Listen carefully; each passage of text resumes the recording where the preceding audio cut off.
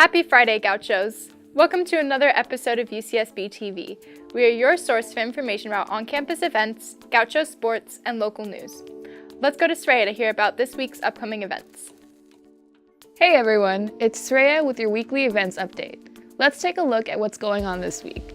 Tonight, January 25th, the violinist Leonidas Kavakos will be performing, accompanied by Enrico Pace on the piano. The event will take place in Campbell Hall and starts at 7 p.m. He's returning to Santa Barbara after a spectacular 2017 season, so this is your chance to witness this performance. Also tonight, Ishmael Lumanovsky and Inspector Gajay will be teaming up musically to perform in the MCC Theater at 7:30 p.m. This dynamic duo are sure to entertain, so this is a perfect opportunity to take in some music to start your weekend. On Monday, January 28th, George Saunders will be in Campbell Hall to speak with Pico Iyer and to answer your questions on his illustrious career as an author. The event starts at 7:30 p.m., so get your tickets now if this sounds like the thing for you. On Tuesday, January 29th, join Dr. Sangeeta Shrestova in the MCC Theater. She will be discussing her work on civic action and imagination. By drawing from both the historical and the present moment, Dr. Shrestova will help us learn how media, civics, and participation have informed our approach to activism. This event starts at 6 p.m., so don't be late. On Wednesday, January 30th, JID will be performing in the Hub at 8:30 p.m. JID is known for his collaboration with artists like Black, A$AP Ferg, LMI, and J. Cole. His performance is sure to entertain. Be sure to get your tickets now for a fun night you won't forget. Finally, on Thursday, January 31st, the 52nd U.S. Poet Laureate Tracy K. Smith will be in Campbell Hall to share her mission of starting a healthy dialogue with poetry. Her books will also be available for purchase and signing at the end of the night. The event starts at 7:30 p.m., so don't miss it. That's all for this week. For more information on these or any other events, check out the UCSB events page. Now let's go to Hannah with the news. What's up, Gauchos? I hope you had a relaxing 3-day weekend. Let's look at this week's news. According to the Bottom Line's live coverage of the Associated Students Senate meeting on January 16th, senators discussed creating a living wage for AS employees.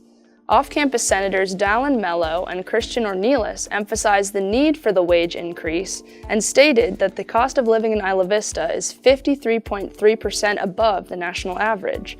If a change of salary is not made, honoraria will supplement the AS UCSB workers' pay to make it equal to a living wage. Additionally, the Bottom Line's live update reports that there are now 2 students running for the position of External Vice President of Statewide Affairs, Rachel Ng and Richard Zirer. However, the new update according to the Daily Nexus is that Richard Zirer has dropped out of the race, leaving Rachel Ng unopposed. The voting starts January 24th and ends February 7th, and the voting threshold for this special election is at 8%. You can check out more about this meeting at the Bottom Line's website or by following their Twitter at TBLUCSB. In other news, the Daily Nexus reports on the impacts of the U.S. government shutdown. UCSB CalFresh announced on January 17th that the Supplemental Nutrition Assistance Program will be distributing February's benefits early. CalFresh has sent out an email to remind participants to recertify their paperwork as soon as possible so that they can receive this early allotment. UCSB programs, like the Financial Crisis Response Team, will also be assisting students who face food insecurity. You can find the link to these resources on the Daily Nexus website. That's it for this week. Now let's check in with Kalisha with sports. Hey Gauchos, it's Kalisha with your weekly sports update. The men's volleyball team fell to UCLA 0-3, but did win against Ball State 3-2 and Purdue-Fort Wayne 3-1. The men's basketball team came back to Santa Barbara with a 69-58 win over UC Davis.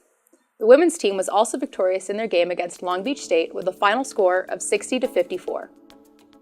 Our women's water polo team won 4 of their matches at the UCSB Winter Invitational to start off their season, beating California Baptist, Fresno State, Indiana, and Wagner, but unfortunately could not sweep the competition and fell to UCLA.